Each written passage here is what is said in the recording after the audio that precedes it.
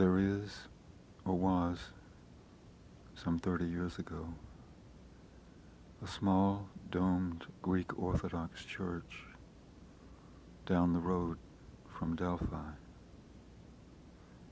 I walked toward it once, half expecting to see the interior of a sanctuary, choir, altar, all the accoutrements of a disused chapel, neglectfully maintained. A sacred image on the ceiling, faces or stars, candles, a deacon. The outside was run down looking, but still monumentally intact, built for the eons. I looked in, out of the bright attic sun, blinded at first by the obscurity, the dust-laden density of straw, disturbed and decomposing. I breathed in the awareness of this, absorbed it in my pores before I saw it. In the center there was no altar, no stone or tile or wood beneath the soaring cupola. The floor was of earth, and straw was scattered over it. And in the center the straw had been gathered into a crude pallet, where two figures lay outstretched in each other's arms, asleep. The translation of all this into my awareness took several minutes, as my eyes became adjusted to the shadows, and my mind to the strangeness of something at once so powerful and so unexpected, and yet fundamental, as basic as what I'd looked for and not found, embedded there, not yet awakened. But my first impression was of atmosphere. Only toward the end of this long moment did I begin to focus on the crucial, still sleeping, detail. The general sense was of a spacious, shadowy emptiness in the vaulted interior, which was yet full of something intangible, yet present in my awareness. In part, this was the smoke-like dust and odor of straw floating above bare earth, above the stripped and yet, and therefore, fundamental aspect of what remained, in the shell of what had been, the shell of what had seemed to be still as I approached it. Then slowly the sleepers emerged in the center of my awareness, together with the knowledge that they were, even as I was, strange there, that they were not of that place, that they would not be there long, that whatever peace or fulfillment they found there, whatever release or revelation they brought to each other or took from it, would be theirs in that place only then, even as with them and because of them, mine would be also, that this moment which was given us would never recur. But for me, for the moment, it, the manger, the once sanctuary, the shell with its central plan, its memory of a cosmos, gathered about them, upreared and concentrated upon them, all its grave majesty and power, all the sweet resonance of its geometries, and that of the dream for which it stood. What I saw slowly and felt more than saw in part because the seeing took so long, emerging within the slowly forming awareness of loss, of the fatal passing of something and of all that is great and to be treasured, was not just the crucial detail, the tantalizing datum undisclosed on its makeshift cot. It was the residual power, felt more than seen, but felt through the seeing, of the massive, symmetrical half-sphere, poised above the altar that was not there. Then and only then, the building came into focus on the not yet awakened, the yet unrealized natal moment. Now, at the axial point, in the core of itself, which the sleepers momentarily occupied. There they lay, in the shadows, before my eyes and in them, in the desecrated dust, in the radiance of their strangeness, in the strange world, in the given world.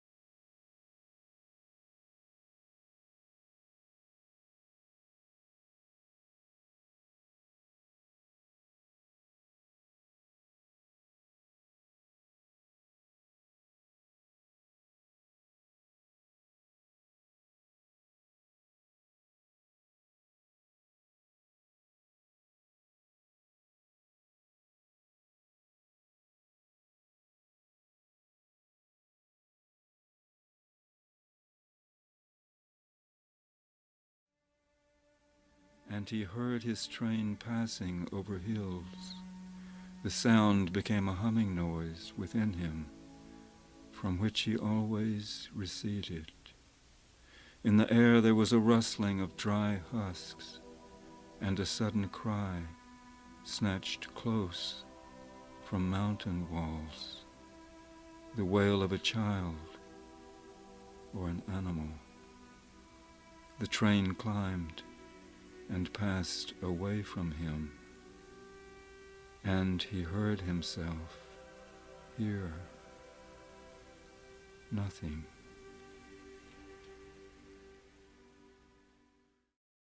Nothing. And distances drew close about the wire. Dark vistas, once before him, gathered behind him in the space of the field, far from him, within him. Why he came he did not remember, or what he had lost, or where he had begun, or to hope for its end, or to pause, or to fear. But the wire had become familiar. It supported him and led him, and its pain gave him forgetfulness. Dust and mortal, cursed my father alone. Dust and mortal, cursed, wrapped in a flowing fever. He forgot his hunger became his directions.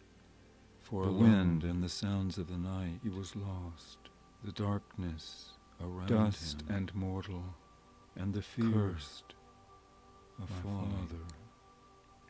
He and the wire were one thing, and possessing no other memory. He felt that he had known it. They consumed forever.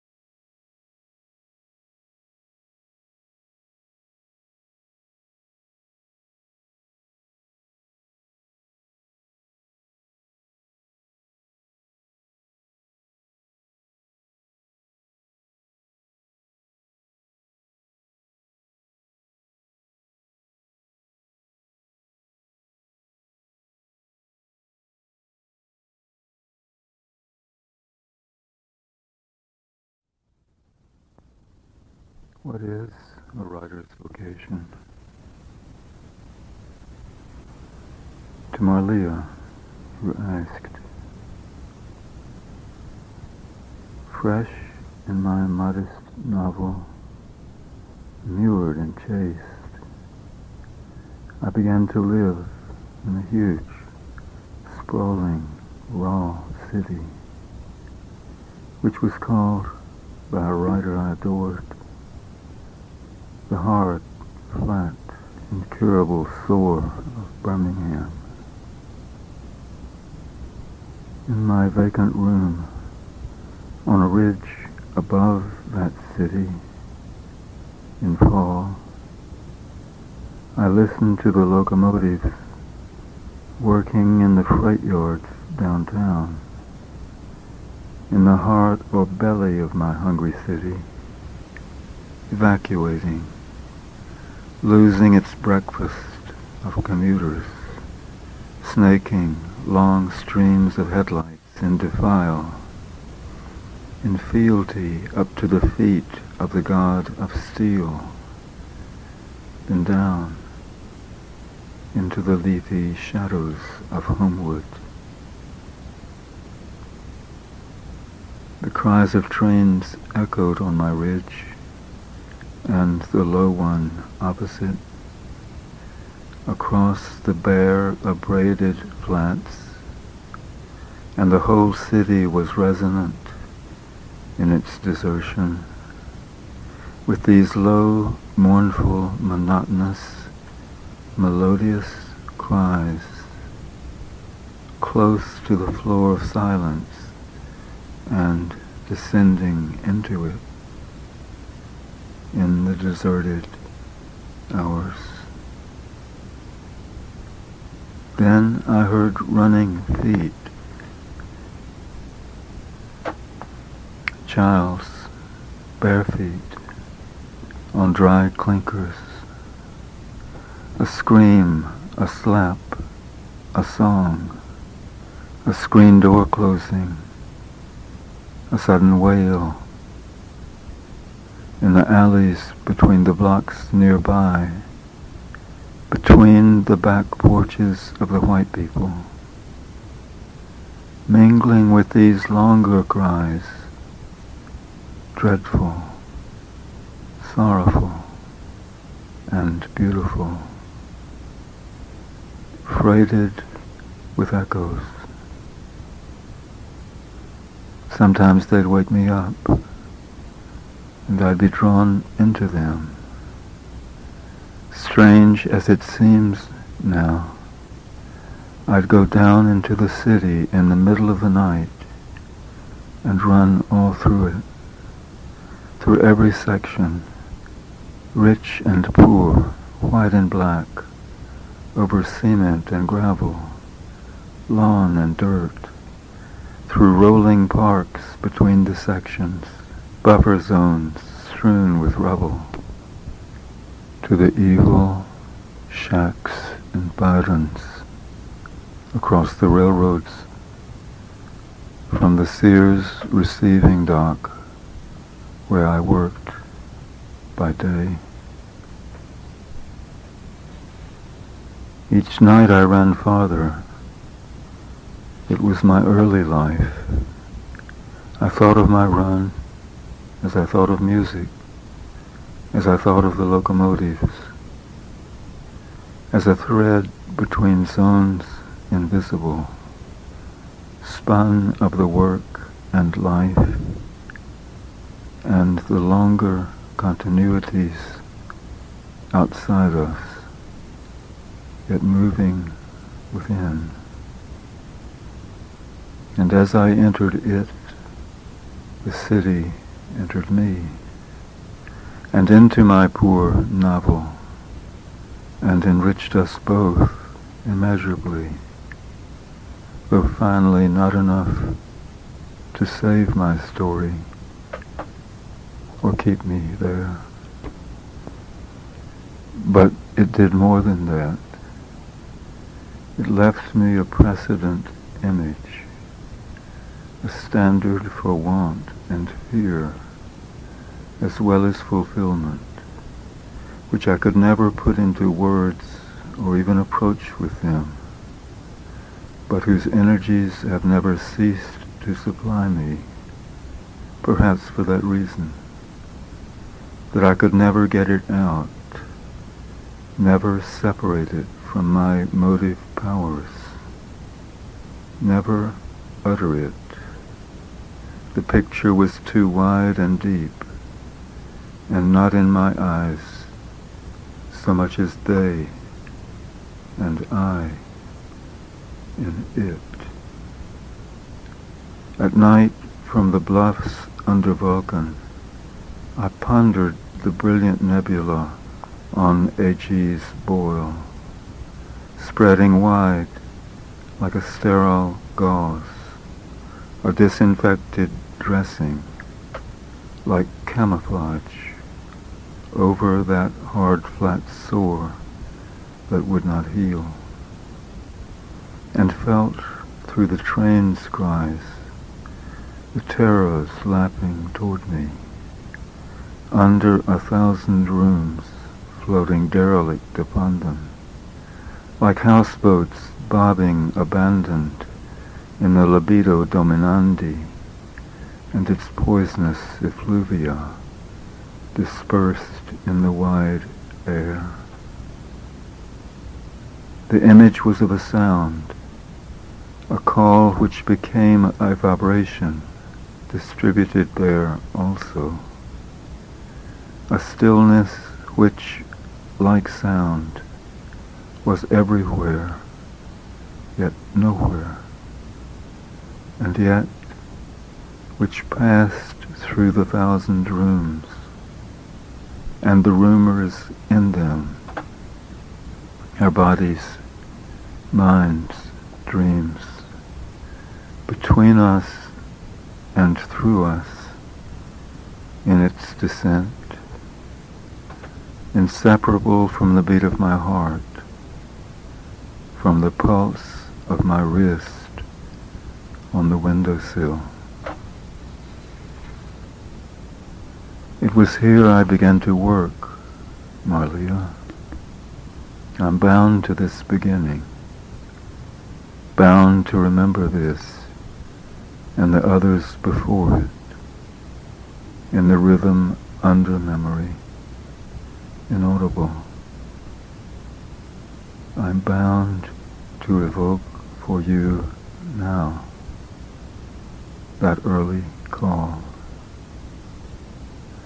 I want to speak of a vocation which is an echo of that voice or voices which most move us to stay with our work and life, the recalling which, if heard, could open not the ear but the life, to be a channel, a means of conduction, a medium for the voice behind it, calling to us through it, or for the voices which partake of that voice and mediate it for us, whispering or clamoring, crying even for our presence in some narrow path,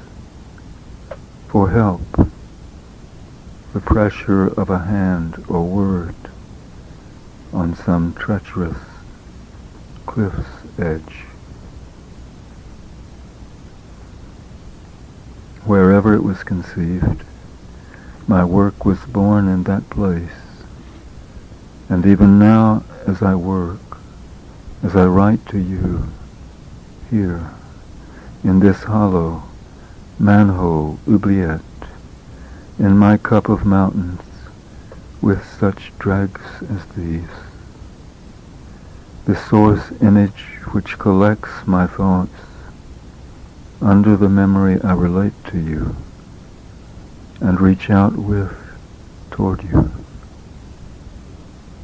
is of a wide floor and of voices which become inaudible as they descend and yet remain buried yet still in us, without an end.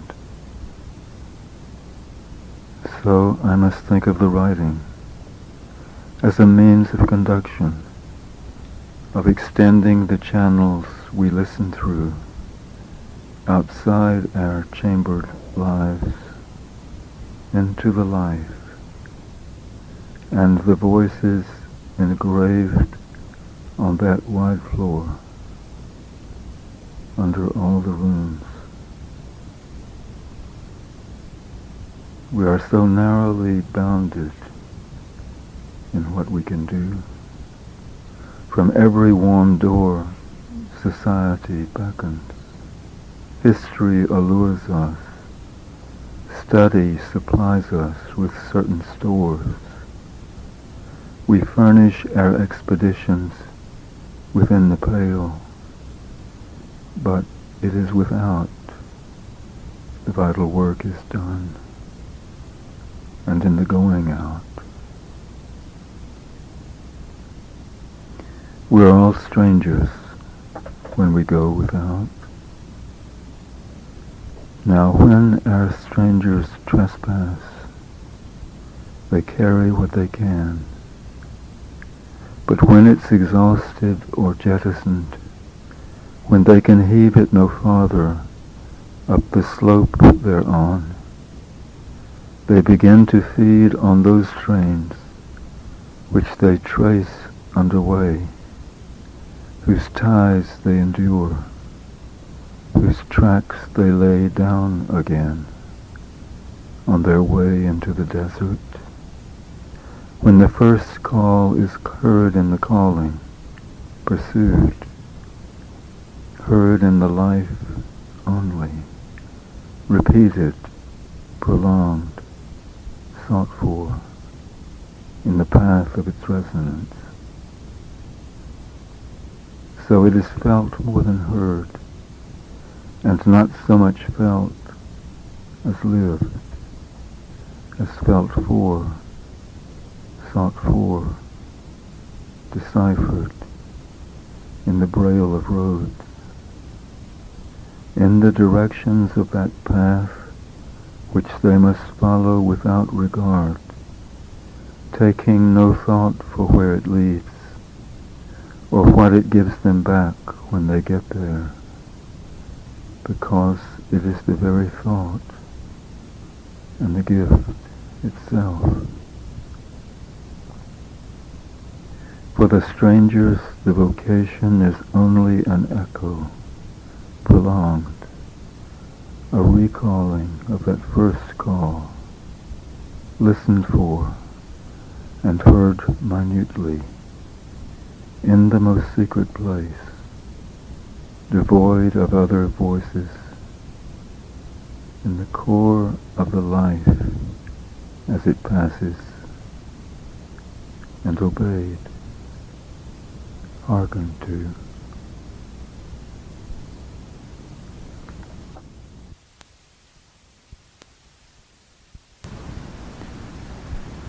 I kept thinking as I wrote this, I could never return there. To the town, maybe, but not to that first place of which I spoke, of invocation, the sight beneath sight and surrounding, connecting, situating it with others. That whether I return there or not, I'll never feel that way again.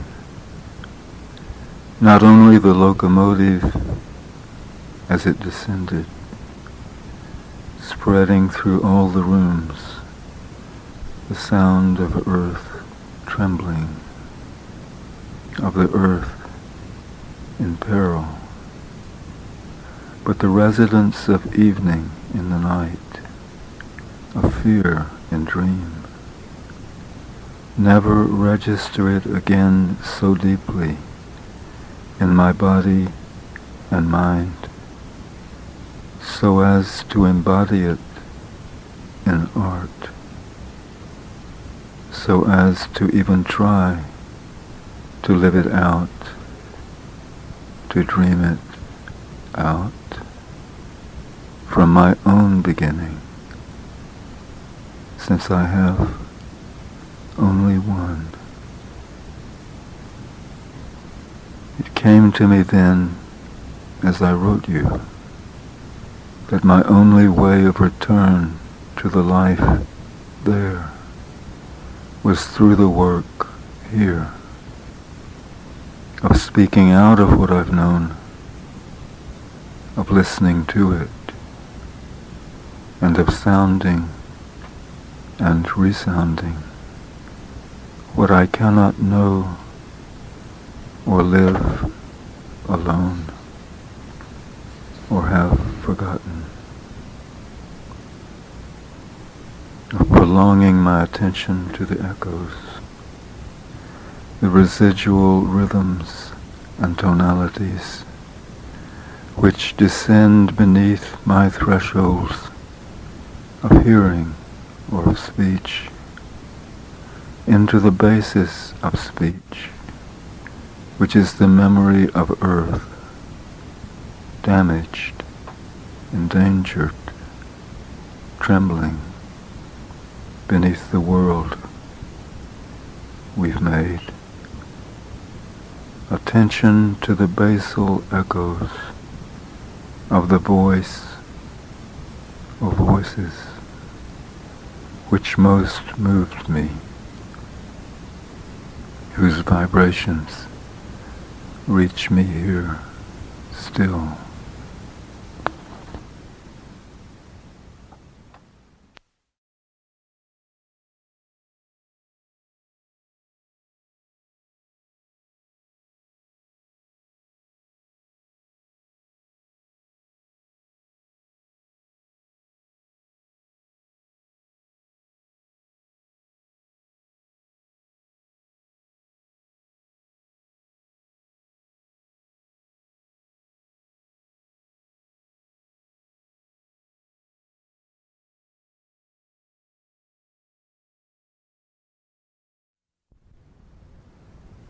The plight of the chestnut trees, their grandeur, the huge place they leave empty in the life of the mountains, has been dawning on me slowly for a quarter of a century. In 1900, the chestnut was the great provider here. It nourished these woodlands, creepers, flyers, and walkers, all of us, scattering its manna at our feet. It, or they, some 10 billion, interlacing their branches above us. One evening in 1968, during the first snowfall, I went foraging for firewood in the hollow below the cabin I was building. My building was incomplete. The life here was new to me.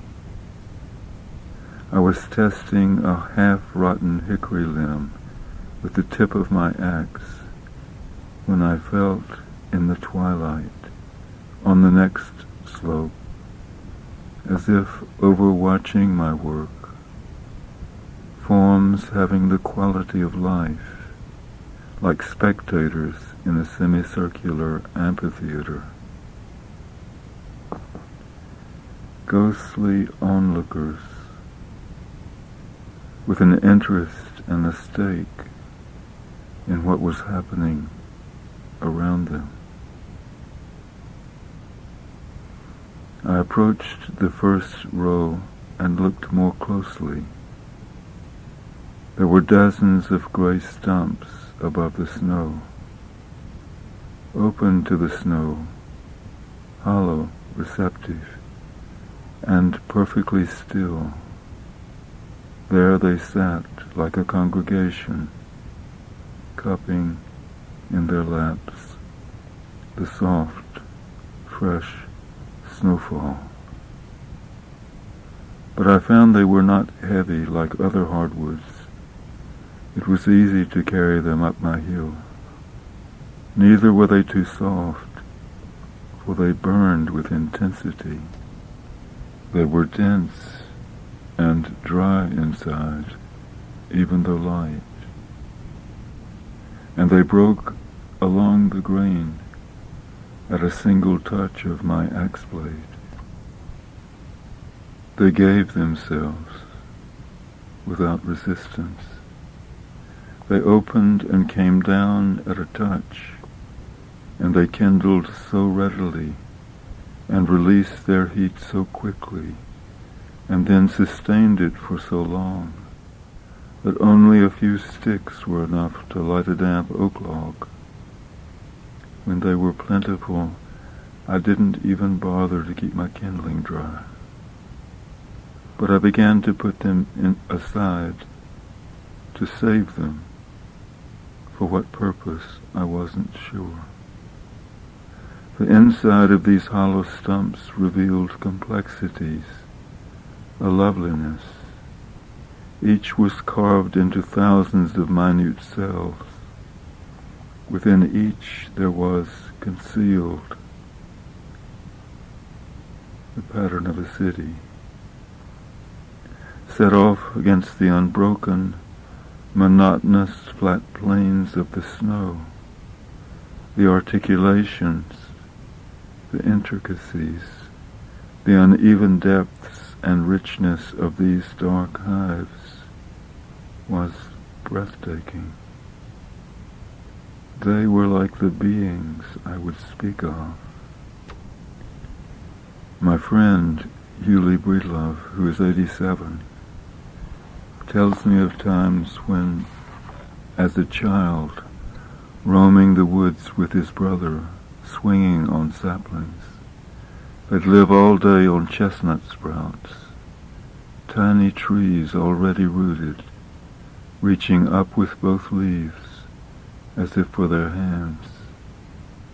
We wouldn't even have to slow down much.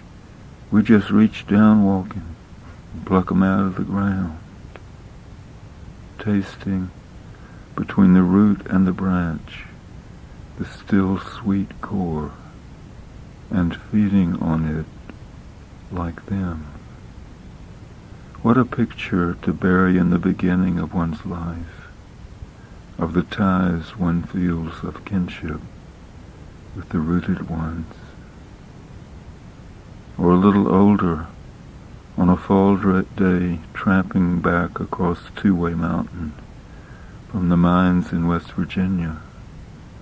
Or another wild goose chase when the mines shut down into Idaho, Maine, or Nebraska. Wanderlust and hunger have taken him to every state. He rakes the chestnuts around a tree into a pile, heaps the leaves over them, and sets them afire. And as the fire cools, he breathes in the smoke which fills the hollow, and feasts on the chestnuts, roasted the mountain way, and knows he has come home. We've lost this world, the great trees gone, and the children too, who knew of them. Now they lie here, like swimmers drowned after some great catastrophe, some titanic failure in the springs of the world, of beauty and generosity, spendthrift abandon, grace, power. This generosity, this generative power of the great leaved creature, its prolific gifts to the life around it, sheltering under it and in it, was matched by its expressiveness, a fecundity not only of seed, but of shape. For not only did it nourish the forest, all of us, indeed. It was also a reservoir of forms in the sinuous coil and recoil of the long grain as it moves through the trunk, around the knots, through the juncture with branches, in the flow of the branches out from the trunk, in which each curve, each loop or knot, each turning and returning marks an event in its history, a change which adapted. But there is something else here. Call it drama, passion even, heart. Consider the grain. One feels not only movement, but a kind of emotion pressing out in these lines. The poet's first apostrophe, O chestnut tree, great rooted blossomer, is followed by another, O body swayed to music, O brightening glance. To a dancer, the poem reminds us of their kinship. Tree, dancer. But for someone who has lived in the absence of these trees, in their fall, in their removal from the great life which they served so abundantly, the relation approaches identity. The chestnut tree is the body swayed to music, and the dance is a struggle to the end. But they have not departed. They're still all around. They've receded. But in spring one finds their leaves spread sparsely over the floor of the woods. They sprout from stumps, reach a certain height, and the blight kills them. Someone once told me that mutations are possible from the stump, not only from seed, that the trees do not have to produce chestnuts in order to transform themselves genetically, to disarm their destroyers. One young tree flourished within sight of my cabin for several years, from 1975 on. I followed its progress with increasing hope. When it began to have trouble in the mid-'80s, I cut the rod away from the base of the tree and painted the trunk. Over time it grew to a height of some 35 feet. It died 5 years ago. The trunk is still standing near the edge of the path in the pine grove between my cabin and the top of the hill. And beneath it, the struggle goes on. There was this slowly forming awareness through all my years here of something I cannot see but have come to feel. Beneath vision, beneath awareness, in the interior of the mountain,